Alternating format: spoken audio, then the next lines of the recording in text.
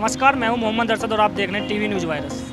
हम लगातार आपको ऐसी खबरें दिखा रहे हैं जिससे आप जागरूक हो। आज एक बार फिर हम देहरादून की जनता के बीच पहुंचे हैं 2022 चुनाव को लेके। भाजपा और कांग्रेस में जो दल बदल का खेल चल रहा है, इस पर बात करते हैं 2022 के चुनाव को लेके आप लोगों से। कहीं ऐसा तो नहीं है कांग्रेस और भाजपा में जो लड़ाई चल रही है इसका फ़ायदा आम आदमी पार्टी ना उठा ले? तो चलते हैं जनता के बीच और देखते हैं 2022 के चुनाव को लेके क्या है उनकी राय। 2022 चुनाव को लेके आपकी क्या राय है? देखिए 2022 के चुनाव में तो मैं आपको अगर सही बात बताऊं तो लोगों को इस टाइम पे फेरबदल चाहिए, क्योंकि भाजपा सरकार ने इन 5 सालों के कार्यकाल में कुछ भी नहीं करा, सिर्फ घोषणाओं के अलावा। वो भी घोषणाएं की तेज़ी भी अब है जब से दामी जी मुख्यमंत्री बने, इससे पहले तो वो भी नहीं थी। और जो कोरोना काल हमारा जैसे गया है उसमें लोग, जो उत्तराखंड प्रदेश की हमारी जनता है, इन्हें बहुत उम्मीदें थी सरकार से, लेकिन सरकार उस पर भी विफल रही। ना लोगों को मेडिकल सुविधा मिली, न रोज़गार मिला, बल्कि रोज़गार खोया ही है लोगों ने अपना। इसलिए जो है आज की जो प्रदेश की जनता है हमारी, वो 2022 में जो है किसी अन्य नेताओं को और अन्य पार्टी की सरकार को बनाना चाहती है उत्तराखंड के अंदर। आप देख रहे हो चुनाव करीब है, भाजपा और कांग्रेस में अदल बदल का खेल चल रहा है, तो इस पर आप क्या बोलना चाहेंगे? देखिए अब जैसे अभी हमने हाल फिलहाल में ही देखा, माननीय कैबिनेट मिनिस्टर अपने यशपाल आर्य जी घर वापसी हुई है उनकी कांग्रेस में। इतना बड़ा पद होने के बाद भी भाजपा में, यानी कि कहीं ना कहीं उन्हें घुटन रही, उन्हें सुविधाएं नहीं दी गई, उनके पास पद दिए गए पर उसकी पावर नहीं दी गई, तो ऐसा उन्हें महसूस हुआ होगा, इसलिए वो अपनी घर में वापसी करी है उन्होंने। भाजपा और कांग्रेस का दल बदल का खेल चल रहा है, कहीं इसका फ़ायदा आम आदमी पार्टी तो ना उठा ले? नहीं, देखिए आम आदमी पार्टी ने तो, जैसे अगर मैं दिल्ली की बात करूं तो दिल्ली में एक ही जुमला रहा उनका, बिजली फ्री बिजली फ्री बिजली फ्री। अरे भैया ये दिल्ली नहीं है, ये उत्तराखंड है, और उत्तराखंड की प्रदेश की जनता के भावनाओं के साथ खेलना अच्छी बात नहीं है। हमने जब उत्तराखंड बना था सन 2000 में, तो हमने तब से आज तक बिजली के बिल दिए हुए, हमें कोई मुफ्त की वो घोषणाएं नहीं चाहिए और ना मुफ्त का कुछ चाहिए। तो उत्तराखंड की जनता को बेवकूफ़ बनाना आसान नहीं है। उत्तराखंड की जनता अपने बारे में, हित के बारे में जानती है कि क्या चाहिए और क्या नहीं चाहिए हमें। कहाँ चुनाव क्या करना, कोई भी जीतते कोई भी आ रहा है, जनता को तो कुछ मतलब है नहीं, कुछ ना उनका फायदा है ना कुछ है, सिवाय नुकसान के। अब धामी जी हैं मुख्यमंत्री, तो उससे पहले भी आए, क्या होता है? कुछ भी नहीं होता। तो 5 साल में कितना विकास हुआ है? अजी सारा ही विकास हो रहा है, विकास के नाम पे तो सब कुछ है यहाँ। विकास, विनाश, विशाल सब कुछ है भैया। देहरादून है, देहरादून में गवर्नमेंट जॉब ना होते ना तो यहाँ भुखमरी हो जाती है। अभी रोड पे आने वाले 7-14 करोड़ लड़के जिनको नौकरियाँ नहीं मिली ना, वो रोड पे आ गए। तो भैया बीजेपी को ही दूंगा वोट मैं तो, बाकी क्या बीजेपी को क्यों वोट दोगे? बढ़िया है, सरकार मोदी कर रहा है, ऐसा नहीं है कि नहीं कर रहा है। लोग बोल रहे हैं नहीं कर रहा है, लेकिन वो तो सारा देश देख रहा है, पूरा यहीं थोड़ा ना देख रहा है। लोग सोच रहे हैं कि यहीं कहीं हमारा ये नहीं हो रहा, काम नहीं है, लेकिन वैसे तो वो बहुत कर रहा है, ऐसा तो कुछ नहीं है। अंडरस्टूड है कि बीजेपी बिल्कुल फुल फॉर्म में आएगी। बीजेपी जो कर रही है बिल्कुल सही कर रही है इस टाइम, आज के टाइम में। It's too good.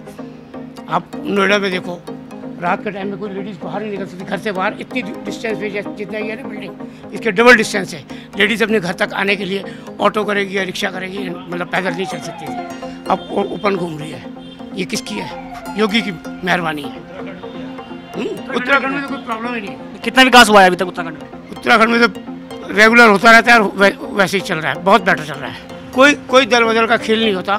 ये तो जो भी, अगर बीजेपी थोड़ा गलत करती है, इमीडिएट ऊपर से एडमिनिस्ट्रेशन उसे चेंज करता है ऑटोमेटिकली। कांग्रेस और ये तो दोनों लगे ही रहते हैं। सरकार चाहे जिसकी भी है, लेकिन महंगाई पर अंकुश लगना चाहिए, और जो व्यापारियों का व्यापार बहुत ज़्यादा अभी अच्छी स्थिति में नहीं है, वो बढ़िया तरीके से हो।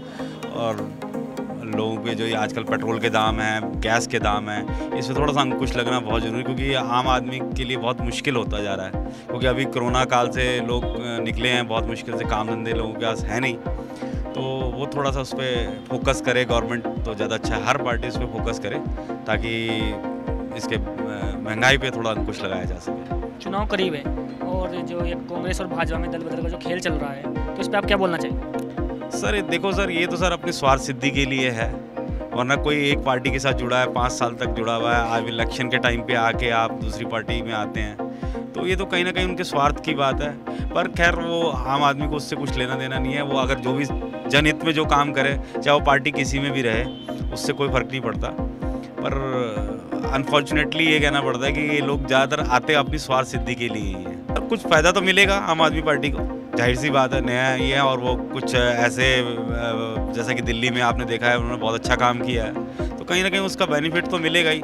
वो इनका नुकसान इनको उस चीज़ का झेलना पड़ेगा, क्योंकि यहाँ के लोग भी अब 2 पार्टियों के अलावा भी आजमाना चाहेंगे, किसी नई पार्टी को देखना चाहेंगे, क्योंकि इन लोगों ने तो बहुत ज़्यादा काम ऐसा किया नहीं है कि जिससे कि लगे कि कुछ महंगाई या किसी और मुद्दे पर भी जो यहाँ की लोकल समस्याएं हैं उन पर बहुत ज़्यादा काम अभी ऐसा हुआ नहीं है, जैसे कि स्मार्ट सिटी का काम है या और भी चीज़ें हैं। ऐसा लगता है कि इस बार जो है मिली जुली सरकार आने की ज़्यादा संभावना है, क्योंकि आम आदमी पार्टी वाले भी कूद तो गए हैं, मगर वोट जो काटेंगे वो ज़्यादातर जो है कांग्रेस का वोट काटने की उम्मीद मुझे ज़्यादा लग रही है। तो मैं चाहता हूँ एक आम आदमी से, एक आम उत्तराखंडी से, कि इन चीज़ों को, लुभावनी चीज़ों को अपनी तरफ ध्यान ना दें।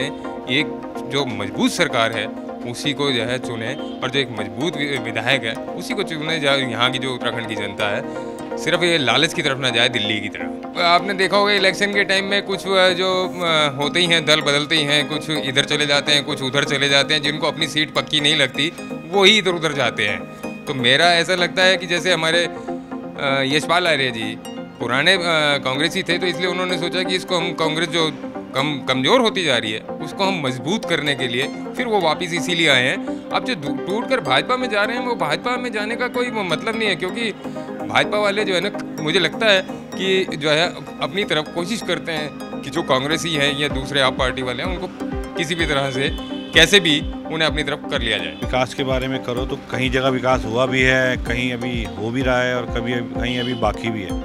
अब आप बाज़ार में खड़े हो तो पहले तो बाज़ार की सड़क की तरफ ही कैमरा लगा लो, तो जो स्मार्ट सिटी का काम है वो अभी रुका ही पड़ा है।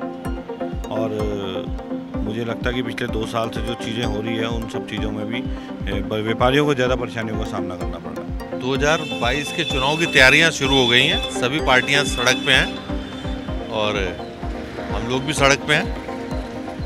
जो अब माहौल बनेगा राजनीतिक, तो जो दल बदल का खेल मेरी नज़रों में ये है कि जो 4-5 साल गुजरे हैं उसमें किस नेता ने किसको कितनी अहमियत दी, उसका रिजल्ट आ रहा है। ये कोई दल बदल का ऐसा नहीं है कि किसी को शौक होता है राजनीति में यहाँ से जाने का वहाँ, वहाँ से जाने का वहाँ। ये माहौल बन जाता है, वक्त जब आता है तो फिर नेता अपनी दिखाता है। तो ये पिछले 4.5 साल का रिजल्ट है जो ये दल बदले जा रहे हैं, चाहे बीजेपी वाला कांग्रेस में और कांग्रेस वाला बीजेपी में जो आ रहा है। अगर कोई आदमी गुरूर से राजनीति करेगा तो उसका फल दल बदल होगा, और कोई अगर हाथ जोड़ के राजनीति करेगा तो उसका फल दल में रह के काम करेगा। आम आदमी पार्टी भी काफ़ी मेहनत कर रही है, और जैसे कि वो बिल्कुल ग्राउंड में जाके लोगों से घर घर जाके लोगों पे जो बिजली कार्ड बना रहे हैं या जो भी है अपनी प्रेजेंस को लोगों की नज़र में पैदा कर रहे हैं बेसिकली।